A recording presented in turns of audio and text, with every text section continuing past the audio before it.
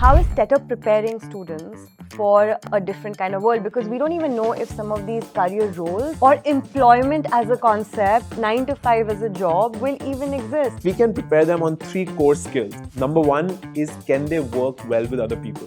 The second is this sense of entrepreneurialism. And finally, I think if students become good at expressing themselves.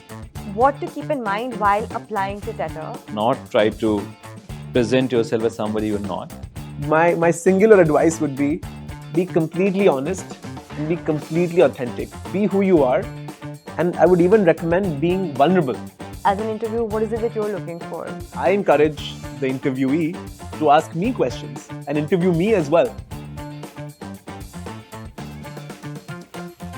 How do I get into Tetr? Am I the right fit? When does the application start? What does the essay mean? Is there a game as a part of the application process? I know that you have a lot of these questions and maybe more. So let's get you some of these answers. Join me as I sit down with Tarun Gangwar, Program Director at Tetr, and Pratham Mittal, founder at Tetr, to find out the answer to some of these questions. Hi Pratham, hi Tarun. Hi Malvika. Hi, we're very excited to have you here today. And I want to start with the first question. How are we feeling? Feeling very excited. We started the first cohort and I think it's like a dream come true. I think I'll borrow the piece that Pratham mentioned in his inauguration speech, which was, now seems like a miracle coming true. Which was, and when we started, there were so many reasons of why it couldn't have been done and why it was so impossible. But I think the fact that so many students gave us so much trust and faith, and they're here, it couldn't be more exciting. I agree. In fact, how does the founder really feel, considering that so many months of finally curating this course, and finally the students trusting us and being there? September, like you said early on, we kicked off the course. How does it feel to see all of them together in one room, really? I think during orientation, when we had the dinner with the parents, there was a moment when the entire crowd was literally in tears, right? When I think the video got played, the link of it, which we can give below. When that video got played, I think everyone felt very emotional that the bet that they had taken has finally paid off, right? And in that moment, I realized that Tetr has been built. Any specific moments from the orientation that really stand out and you look back and sort of... Do you remember the time when just the night before the orientation was supposed to start, all the students got together in the library of Myriad, where the students are staying, and suddenly someone just broke into a song, and then everyone just joined in, right? And it was so harmoniously sung, and they were meeting for the first time. They were already in tandem. They were already resonating with each other, even though they were meeting for the first time. And that to me was just an omen of what is to come. If they're already so much in sync, imagine how in sync they'll be 4 years from now. That was super exciting for me. What about you, Tarun? Any moments that stand out from the orientation ceremony? Yes, I think, on the orientation piece, one more thing about crying. I think it was not just the parents. In fact, I remember on the week building up to the orientation, we had this internal bet going on of who's going to cry first when you see everybody in that room. So I think not just the parents, but also the team was in tears, but tears of joy of seeing everybody come together. And I think there was a moment when a mother read out a letter that she had written for her child. And to that point of being in sync, the moment she said, I've written this for my child, but after having spent, some days with every other student and every other parent, they realized that all of this is just now one family, because these students are literally gonna not just be together, study together, but travel the world together and build their businesses. So I think that moment, I also realized the amount of togetherness that this cohort now has, not just by the choices that they've made, but also by all the decisions that they will take together in the next 4 years. And it's like more than 110 students from, 42 different nationalities. So this is probably like the most diverse batch that there is for an undergraduate degree. The average turns out to be 2.2 students per country, technically, right? So that means a lot of students who just come from... Yeah, a lot of countries have like one student coming from there. And that was the idea also at some point. I remember when we were building the batch and when we had got almost 90,000 applications from 182 countries, I remember asking ourselves that what if we could pick the best student of each country, right? Even that's 182 students from, And there are countries that we did not expect to get applications from. I mean, we had applications from North Korea, and there's an island called Reunion Island, which I didn't even think was a real island until a few weeks ago when I saw that it actually has an airport and its own airlines. In terms of the diversity of the profile of who these people are as people and their past experiences, their profiles, how do you think the application process kind of also feeds into the diversity of the profiles and the personas that we're attracting at Tetr? No, I think one thing that we did, knowingly, unknowingly well last year was we didn't over-index on any one particular thing. So you didn't want it to over-index on somebody's academics or somebody's SAT score or any of those things. And I think that allowed us to kind of get a much more diverse cohort. The other thing was also that, after every few students were done, you were able to look at, okay, what have you got? You've already got, let's say, 5 TEDx speakers. You've already got 3 good entrepreneurs. You've already got representation from XYZ countries. You're able to refine the process again and again, which I don't know if colleges do it so with such a close attention to it. I think one thing we did over-index on, though, is the story, right? It's okay if your grades are 2 percentage points lower than somebody else's, but if you had a story that jumped off the page, if you had a story that made us want to share your story internally within our team and say, hey, someone with this background is coming in. You're not looking at the traditional GPA, but you're looking at what's the grit that the person has shown, how have they persevered throughout the ups and downs. There are war refugees in the batch, and what's the ambition, more importantly, like what do they aspire to get out of Tetr? If they're looking at it as another college or a means to get another traditional job, then I don't think there'll be a good fit. But if the ambition is to kind of achieve big things in life, to actually be a global business leader, I think that's where the good fit is. I like this one story of this one student who dropped out of their college in their first year because they realized that they were looking for more challenging environments if they didn't find it.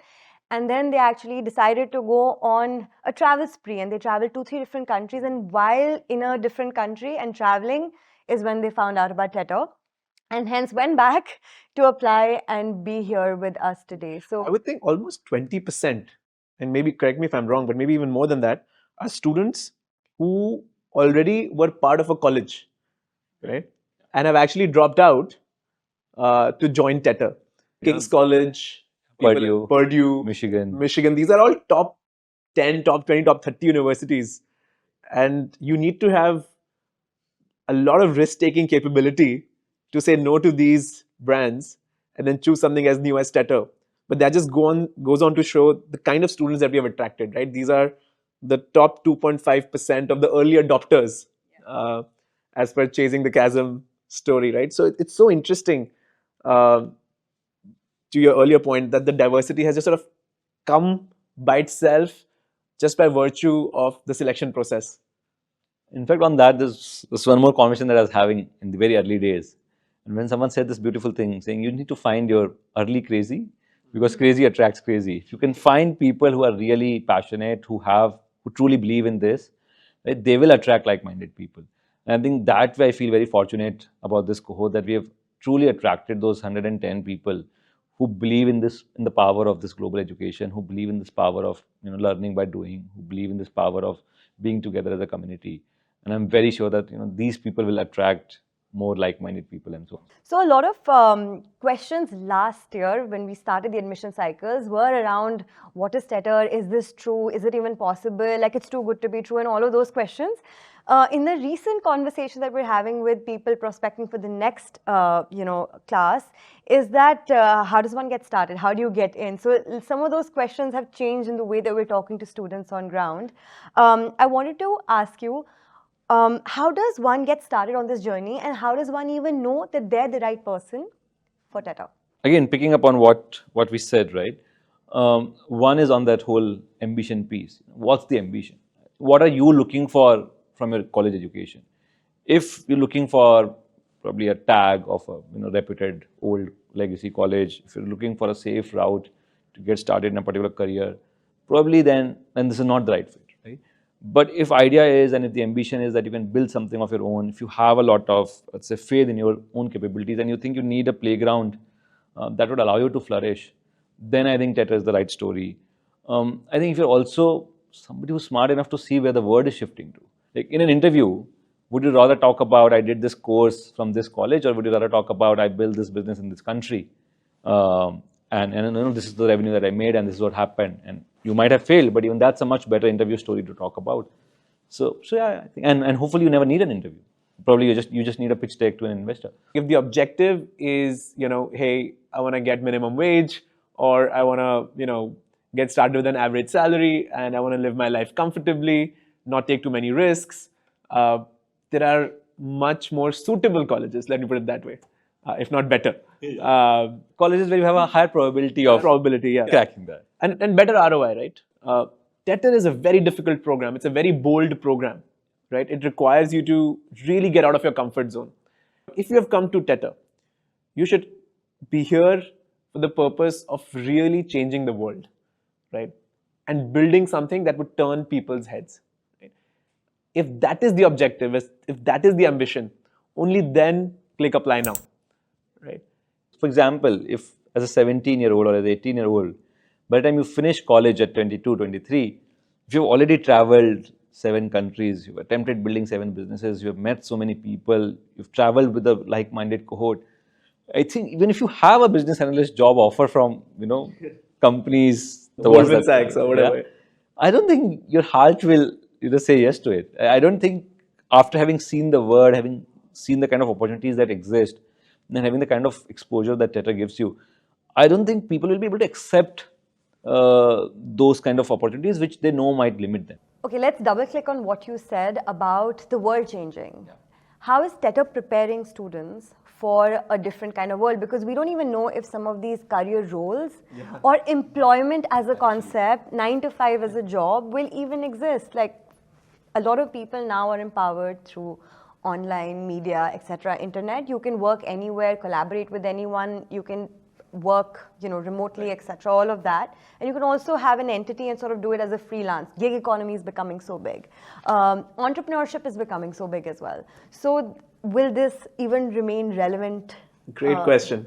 So I really agree with you that we have to prepare these students for a world where employment as a concept may not exist. That's number one. Number two is that if we can prepare them on 3 core skills, I think they'll get by and they'll sail through any future. Right?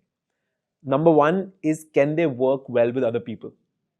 In the real world, you'll always be collaborating, and you have to be able to work with people. So at Tetr, students have to work in different teams every term, and these are multicultural, multilingual, multinational teams, and they often don't see eye to eye, right? And already there are a lot of arguments, but the way they resolve those arguments, the way they maturely act in situations where there are conflicts, I think that's going to be critical skill, right? The second is this sense of entrepreneurialism. I don't even know if that's a word, right? But do students see opportunities in everything that they see, right? When they are sitting in a cab, do they start thinking about, oh, I can build a better cab company, right? These are the problem statements here. When they're sitting in a flight, do they see opportunities in the air industry, right? When they're in a restaurant, do they see opportunities in the food industry? I think that sense of finding opportunities and looking for opportunities in anything, that is something that we hope to instill our students. Once they've built hopefully 7 businesses, we hope that becomes innate to them, right? And finally, I think if students become good at expressing themselves, right? Most of the jobs today or most of the roles tomorrow will require students to be able to express themselves in a way that they come across as confident, structured, and ones who critically analyze any subject matter given to them. I think all of these 3 skills, if imparted, tomorrow, whatever the world throws at them, I think they'll sail through. Also from a structured curriculum perspective, right?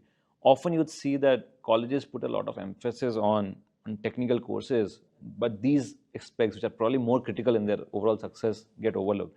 So at Tetr, for example, there's actually a course that they start with, which is how to work effectively in teams. That's essentially the workshop that they do the moment they're starting on their businesses, and there's actually a prof who's an ex-MIT faculty coming to fly and teach that course. Most colleges are super focused on finishing the syllabus, The student is an empty vessel, and you have to fill that empty vessel with your syllabus.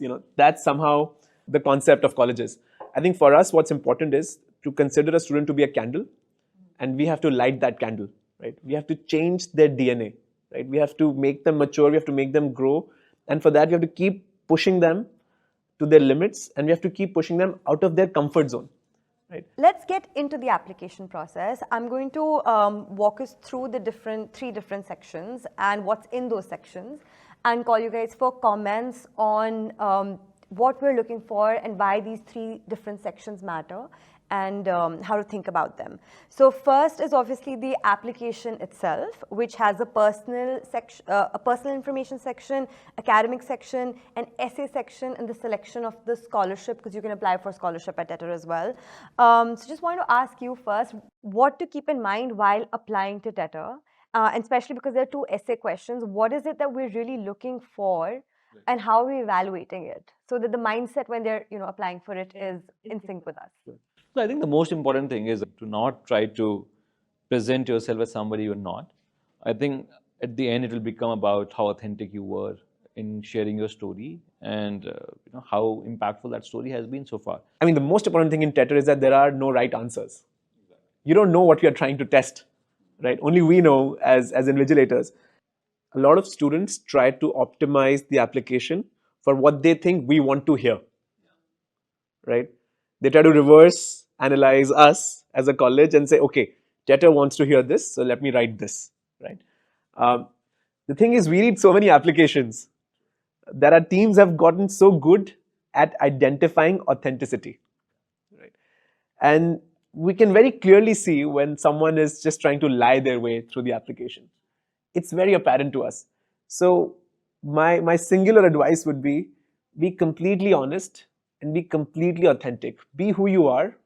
And I would even recommend being vulnerable, right? So if you have an insecurity, if you feel you have a disadvantage, if you feel you have a weakness, talk about it, right? That shows us that you're honest, right? And honesty takes you a long way. We understand that, right? With experience now. So coming across as authentic, vulnerable, honest, showcasing your weaknesses where they are, will really go a long way as compared to coming across as a Superman or a Superwoman. Moving on to the second part, which is the Tetr Trial. Tetr Trial is a 90-minute long assessment, and it has various questions of different difficulty levels. How have you designed it? Because it's nothing like anything that anyone's ever done before. And in fact, a lot of the time, students have said that Tetr Trial for them was an experience, was the Tetr experience before they even got in, because it reflects on the values in a way that even if you don't get in, and if you want to just find out more about Tetr, you can just give the Tetr Trial and get a sense of who we are as an institute. So how did you design it, and how are you evaluating? So I think three things that reek the Tetr vibe about Tetr Trial, right? One is there's no reference book for Tetr Trial, which is similar for the kind of problems that you face in your life. There's no manual on how to go about living your life. So exactly the same thing about Tetr Trial, right? No reference book, no prep material that will help you do better at it in that sense. You have to again be your best on that particular day. So that's first. I think second is, again, Tetr is all about leveraging tech, right? Be it to build your business, be it to become more productive, be it to make your life better. So that's why Tetr Trial is completely AI enabled. All your videos, right? How fluent were you? What words did you use? In fact, to the fact, if you try to shift to a different tab, or even if you look away from the screen many times, the AI detects that. And we actually get a signal of saying, by the way, we want to double click on this person's exam because they were looking here and there during the application. So I think just using tech to be able to operate at the scale, the kind of applications that we get, I think that's the other piece that reeks the Tetr vibe, which is that it's completely AI enabled. And third is just, again, the kind of questions, the kind of situations and simulations that you get in, that it's not about you knowing mathematical formulas or physics theories. It's about, in a real life situation, what would you do? That, and your ability to, again, think in a productive way, to think on the ground, think on the spot, and solve problems, which is, again, what Tetr is going to be all about. How was the Tetr Trial for you? No, it's not too different from playing a first-person shooter game, right? the entire Tetr Trial experience almost feels like you're learning to play a game, right? I remember Counter-Strike or Valorant or one of those games, right? And it's a learning curve. You have to understand strategies. You have to understand how the multiplayer function works. You have to understand what the game is trying to get out of you. And similarly, Tetr Trial, in fact, for me, I know it starts differently for different people, but for me, it actually started with the game where I had to figure out how to shoot asteroids, right? And for the first 5 minutes, to be very honest, I was like, wait, why am I being tested on shooting asteroids the right way? But as I was playing that game, I realized that it's actually testing my problem solving skills. I think the other thing is that the moral dilemma questions, right, have been framed in a way that really makes you think, right? There is no right answer to how do you program an autonomous vehicle. And I'm giving away one question, so we can change that question. Whether to kill a young child walking in from the left or an older woman coming in from the right hand side, right? And you, as the designer of the autonomous vehicle, has to decide to build an algorithm that prioritizes one over the other. How do you do it? Now, no right answer. It completely depends on how you defend your position, right? And it will really make you think. Again, that moral dilemma tested so much of my thinking skills, thinking capabilities.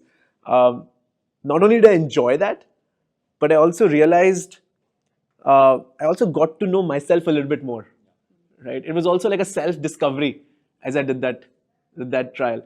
I would highly, highly recommend anyone who starts the application to at least finish the Tetr trial just for the Tetr trial, right? I think you learn something about yourself from the experience. It's so much more than just a test. And I think there is no final score that you get, right? It's not like it was out of 100 marks and you got 90 or you got 80 or you got 70, right? We're not trying to judge you with a grade, with a score, with a GPA.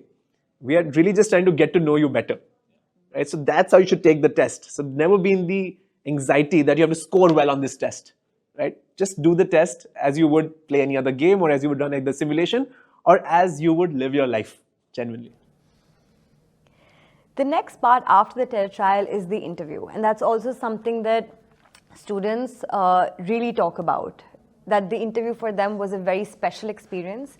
Because I think they get to meet and interact with some of our faculty, which is, professors from like Ivy League colleges, etc. We've actually got a great panel of people on our admissions committee.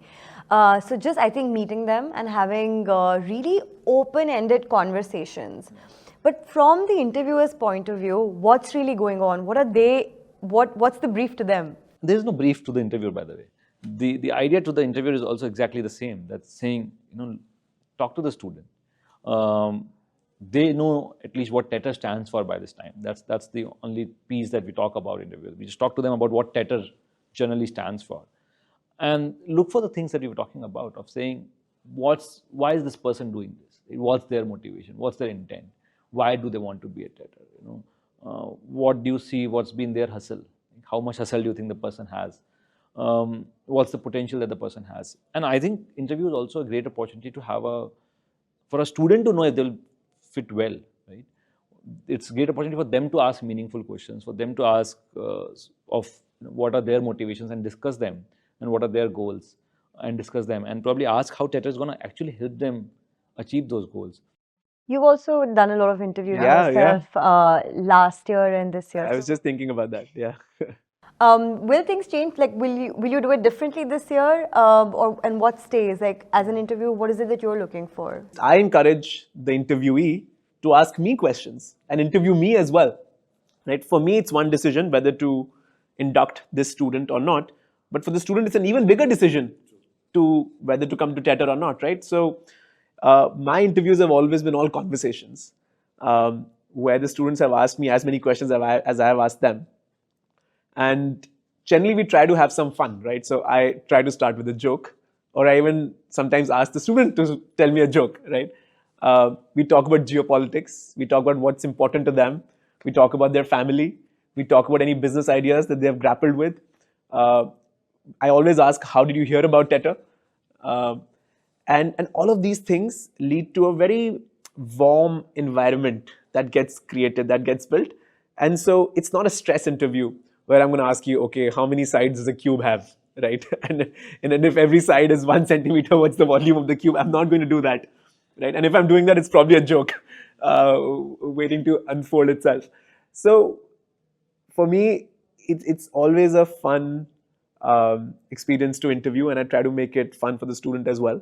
Sign of a good or a bad interview, right, is once it's over, did you like that conversation? Did you have a good conversation? Did you have a good time? And Did the time fly by? Yeah, did the time fly by? Would you want to talk to that person again? Would you want to catch up with them for a coffee? What happens once they get through all of these stages? They get an offer letter from us, and if they accept, then they're in. So I think one more thing that kind of goes in between, which is more behind the lens kind of a situation, right, is that these interviews are recorded interviews, and and obviously the decision can't be basis of just the interviewer's feedback. So there's also a large panel and an admissions committee that kind of then puts all of these pieces together of saying, okay, the application they were talking about this, Tetr Trial, this is how they've done on different parameters, because Tetr Trial itself has almost 7-8 parameters that you're trying to kind of evaluate them on. And then the interviewer feedback, but also actually watching through the interview. And those are also some very interesting moments, because it's like a large panel sitting together and watching that entire interview piece by piece. And then kind of, I remember that last year, I remember some of those most ferocious debates we had within the panel on certain students, on different things, right? And I think those have been also, again, some behind the lens, but very interesting times when we're building the last batch. So that's one more step where all of this then kind of comes together, and it gets decided whether you're kind of taking somebody in or not. And if yes, then what's the kind of scholarship that they need, and what's the kind of scholarship that we can offer to that student. Once all of that kind of gets in place, and I would say that's the more critical piece in all of this, which kind of brings all of these different elements together. That's when the kind of committee drafts the letter that gets sent.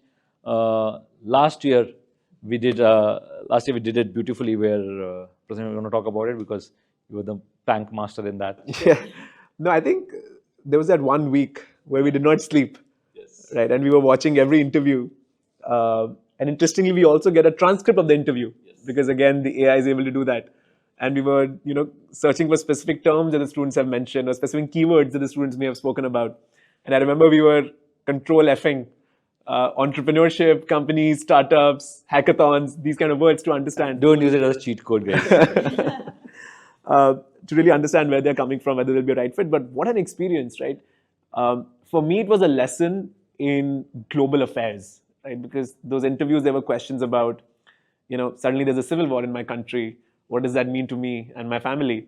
There are a lot of interviews from Ukraine where there was such graphic details being spoken about the war. There were students from Pakistan who were being interviewed by people from India, right? And the kind of conversations that they had, it really gives you a good picture of what's happening in the world, right? And how people interact with each other. And now this year there are 3 rounds, right? And I think the round 1 is coming up. So a lot of those weeks are lined up. Yeah. So I'm very excited. I always look forward to that time. And please know that we are, as a team, really putting in a lot of time and effort into reading every part of the application, right? From the first step, which is the application form, to the Tetr Trial. Also know that the Tetr Trial videos are recorded, and we can review those as well later on. And then, of course, the interview, right? So each of these 3 steps is laborious work for us, and we're happy to put in that work, number 1, because it's fun, but number 2, it's really important that we select the right student to Tetr.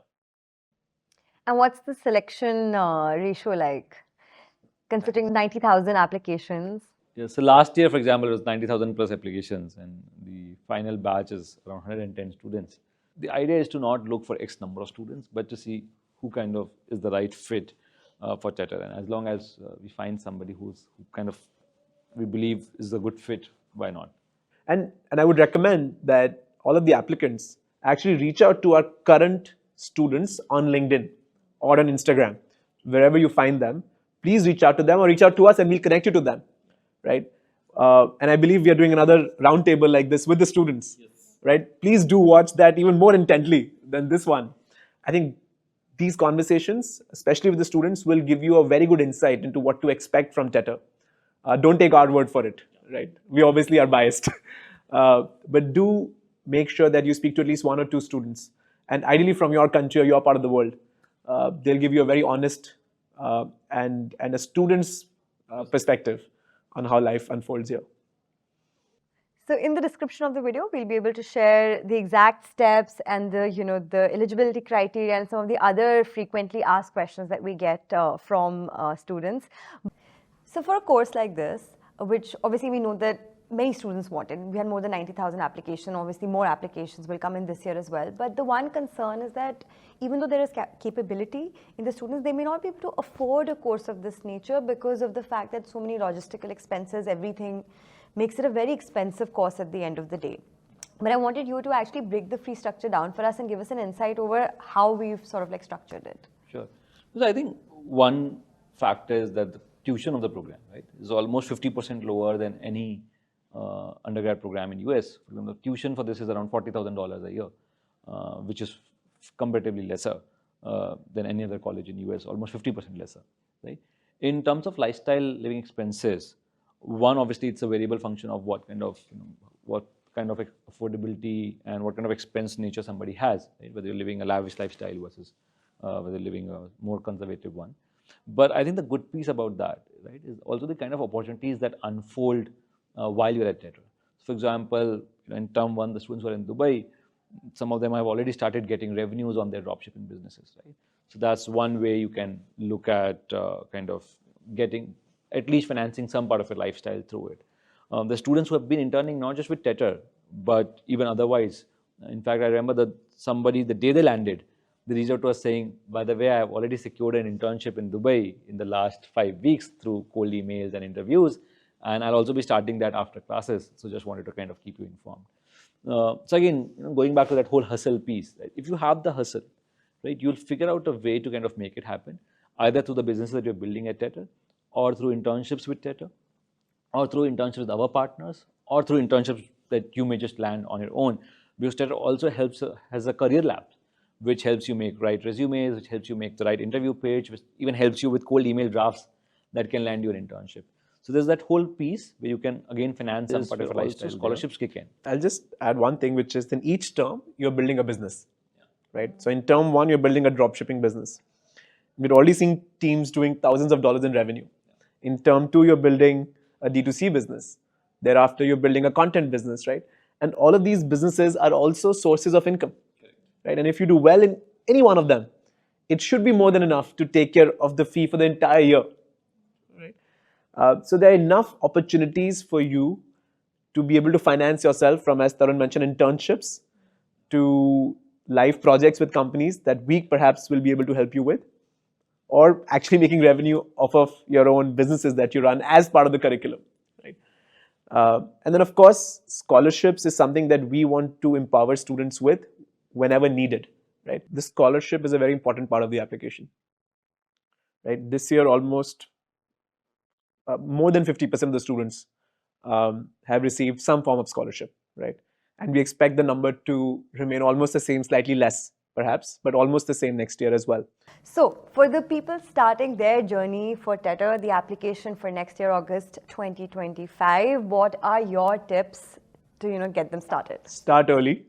Don't wait for round 2 and round 3. Do it in round 1. If you're watching this and it's already round 2, then please apply in round 2. Don't wait for round 3.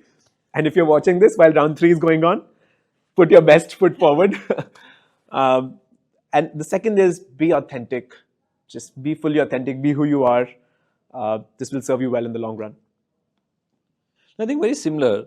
Don't get anxious. I've seen sometimes in some of the interviews that I did last year, first 5-10 minutes, it just takes to kind of let people know that we're not going to ask you volume of a cube and a cylinder.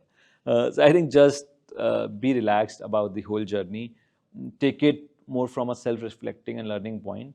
Like I said, even if you don't make it to Tetr, the journey itself will at least teach you something about yourself. So keep that in mind. I think a lot of times I've heard also students say, I want to apply 2 months later because I want to make sure that I study for this exam. Again, I don't think that's really going to help much. also don't try to reverse engineer or reverse guess your way, because depending on the students that have come in, we keep recalibrating, like I said, because we want to make sure that the batch has the right kind of diversity, has the right kind of profiles. So it will be impossible for anybody to kind of reverse engineer or reverse guess what exactly is Tetr looking for. Be who you are and then just enjoy the process. I think the team has put in a lot of thought in curating their entire journey, selection journey itself together. You'll meet industry experts, you will, like we said, you'll play games, you'll reflect on your journey so far. So ultimately it's a win-win. Like even if you don't make it, it's a fun journey that will get you mentors, that will help you find yourself. So why not? On this note, thank you so much. This was a really useful discussion, I'm sure, for the viewers watching. Thank you. Appreciate it. Awesome. Best of luck. Best of luck.